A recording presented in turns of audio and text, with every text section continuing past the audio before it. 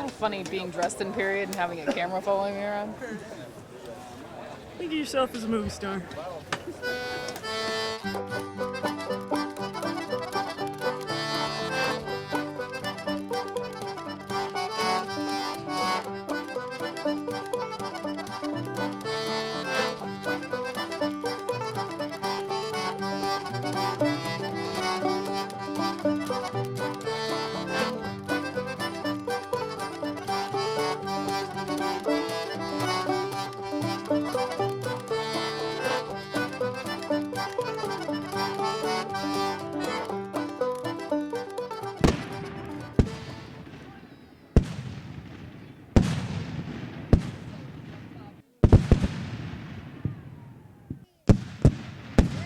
My name's Sasha Martin, and I'm a Civil War reenactor. And currently, I'm at the Battle of Olustee. I started reenacting my freshman year of high school. I had a friend that did Civil War reenacting, so she drugged me into my first settlery, put clothes on me, and then made me go dance the Kentucky jig, and I was hooked.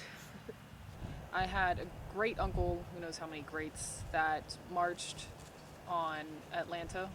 I have that very small part of my family, but I don't reenact because of that. I don't reenact really because of any family ties. I reenact because I like history so much.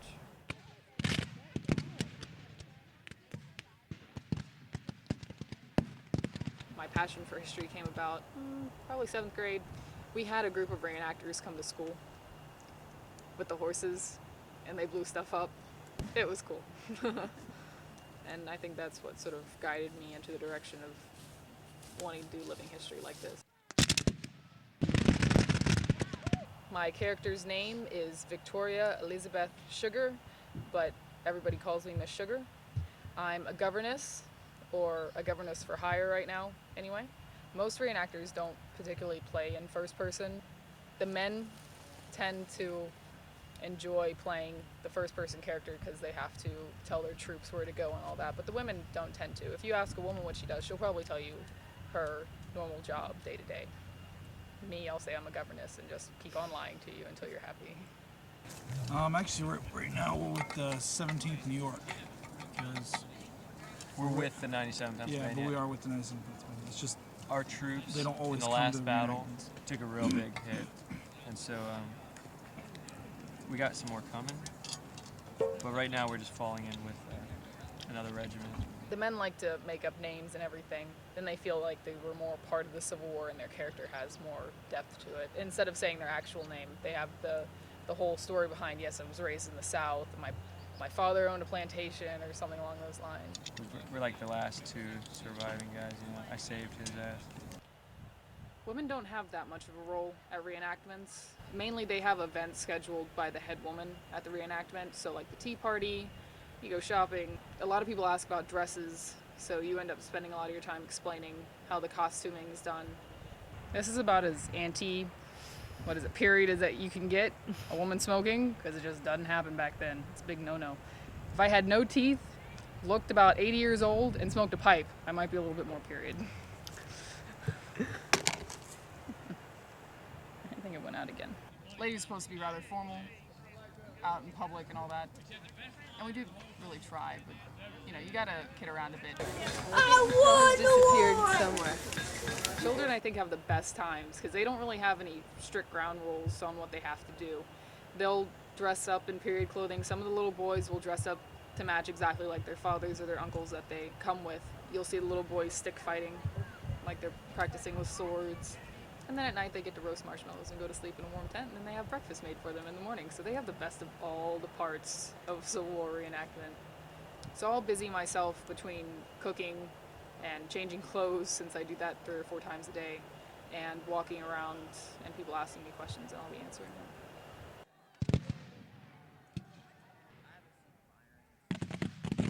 For all things in all types of schools, school settings, you learn a lot better if you actually get to participate in it. And the same thing goes for doing living history like Olustee.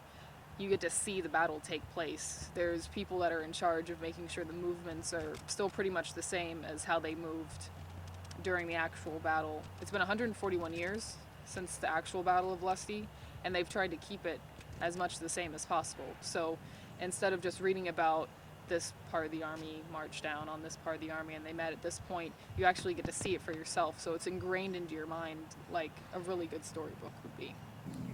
I love every time period but my own. Jeans and t-shirts are fine, but I like the effort that women would put into, making sure that they were appropriate. Other than that, I don't know. Being in the 21st century is a little boring.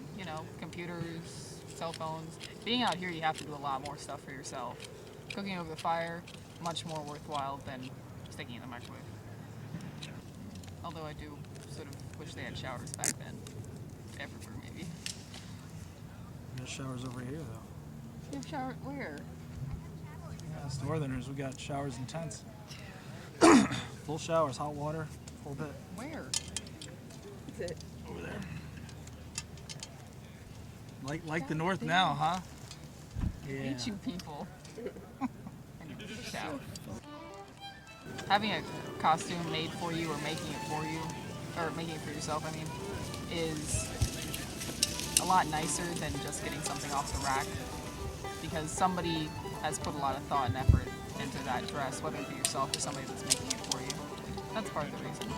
Actually, that's a lot of the reason. Because there's just a lot more effort involved of the small things, the niceties. The big battle that people really try to live it is Gettysburg. And they get really into it. But you have to be, because you have thousands of people there. They do a full-scale battle every 3 years, I think. That's a big dream for me, to be able to go to Gettysburg.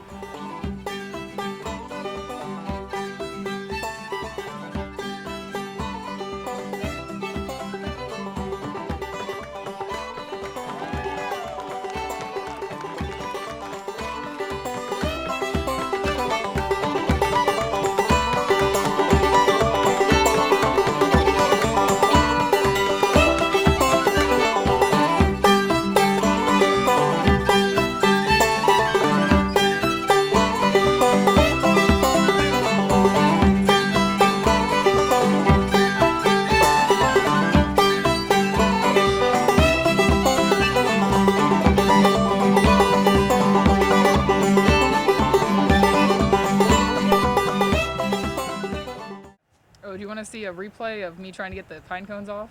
Please. Pine cone on the back. Can't reach it. Can't reach it. Can't reach the pine cone. That doesn't make it in the movie. I'm throwing a fit.